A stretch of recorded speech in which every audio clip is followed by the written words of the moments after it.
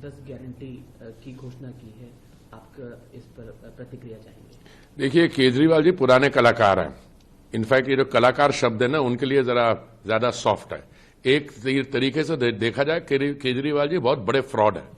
अभी ये बेल पे बाहर आए हैं, अभी इन पे केस चल रहा है, और मैं तो समझता हूं कि अगले 48 घंटे में जब वो दिल्ली की जनता के बीच में घूमेंगे तो जनता इनसे पूछेगी कि भाई साहब, वो जो आपने शराब घोटाला किया था, और आपने शराब घोटाला के दौरान गुरुद्वारे के बाहर, स्कूलों के बाहर, मंदिरों के बाहर आपने ये जो शराब के ठेके खोल दिए जाएंगे, उसको वो याद है आपको? आपको याद है आपने दिल्ली में एक नया अस्पताल नहीं बनाया? हमारे स्कूलों की क्या हालत थी? और जब महामारी का सामना करना पड़ा, जो इन्होंने मोहल्ला क्लिनिक बनाए थे, उन्होंने क्या किया? भाग गए। डॉक्टर भी थे, कंपाउंडर थे। और दूसरी बात मैं आपको बताऊं, केजरीवाल जी के बाद ये अगर इनके बस रहती तो ये दिल्ली की मेट्रो को खत्म कर देते। वो तो न्यायालय ने बोला तो इन्होंने जाके अपना जो शेयर होता पैसे का दिया। इनकी कहां हम गिनतियां करवाएं?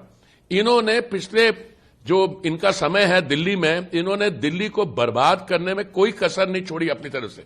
अगर केंद्रीय सरकार नहीं होती और हम अर्बन डेवलपमेंट फंड से पैसा लगा के मेट्रो को चला के, इस समय मेट्रो की राइडरशिप है 70 लाख प्रतिदिन। ये तो इसको बंद करवा रहे थे 2017-18 में, कह रहे जी इसको बिल्कुल मुफ्त कर दो।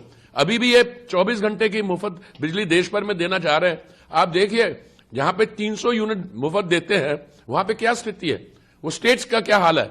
मोदी जी की आप देखिए योजना, उसमें सबसे बड़ी बात है, हमारी तरफ से, सेंटर की तरफ से आपको सब्सिडी मिलेगी। उस सब्सिडी लेके आप अपने आवास के छत के ऊपर एक सोलर पैनल लगाइए। उस सोलर पैनल से जो बिजली मिलेगी वो 300 यूनिट आप यूज कीजिए, और अपनी बिजली, घर का खर्चा जो है बिजली का, वो उससे लीजिए। और जो अधिक बिजली होगी उसको आप इलेक्ट्रिक व्हीकल चार्जिंग स्टेशन लगा सकते हैं, या आप उसको ग्रिड में दे सकते हैं, उसका भी पैसा बनेगा।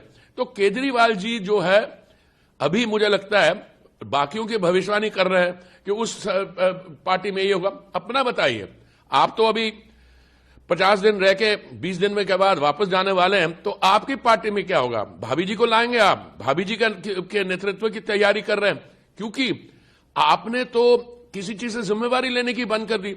शराब घोटाले की जो बात आई तो वो जी नहीं, वो जो क्या नाम था उसका, विजय नायर, वो मुझे नहीं रिपोर्ट करता था, वो तो रिपोर्ट करता था सौरभ भारद्वाज को, वो तो रिपोर्ट करता आतिशी।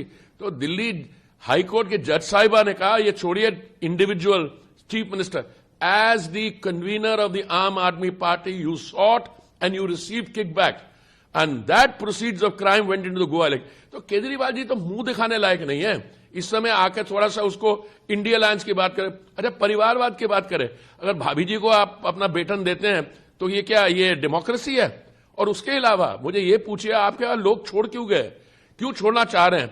क्योंकि आपका जो फ्रॉड है वो दिन ब दिन बाहर आ रहा है। आप अपने विज्ञापन पे पैसा खर्च करने को तैयार है। दिल्ली के जो बेचारे गरीब लोग हैं, वहां पे एक अनऑथराइज कॉलोनी में इन्होंने मदद नहीं की। लटकाते रहे। बाद में पता लगा ये क्या कर रहे थे, ये अनऑथराइज कॉलोनीज में इनके साथ जो जुड़े लोग खरीद रहे थे सामान के, जब रेगुलराइज होगी तो उसमें पैसा बनाई। तो केजरीवाल जी का जो रिकॉर्ड है, किसी तरीके में भी देख लीजिए, ये डेमोक्रेसी के लिए भी खतरा है। और मैं समझता हूं अपने पॉलिटिकल डिस्कोर्स को, कहता है जो मुझे जो इंडिया अलायंस के लोग हैं उनको कुछ आपत्ति नहीं होनी चाहिए। अरे बात तो कर ले, ये अपने पे ले आए, फिर अपने दावादार बन गए इस चीज पे। दूसरा मैं आपको बताना चाहता हूं कि इनका जो खास करके दिल्ली के जो कोर इश्यूज हैं, कोर इश्यूज क्या होते हैं? Housing, health.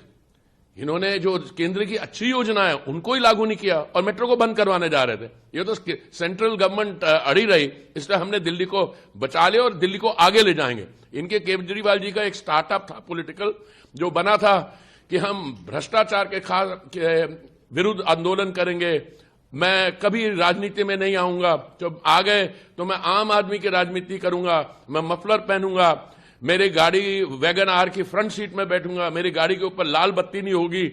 और कहां पहुंच गए? शीश महल में। तो ये जी केजरीवाल जी तो अब मैं समझता हूं फॉरेन यूनिवर्सिटीज में इन पे तो पीएचडी थीसिस लिखे जाएंगे। अभी तो बहुत समय, क्योंकि पॉलिटिकल स्टार्टअप कितने होप के साथ आया था, और जहां ये रहे हैं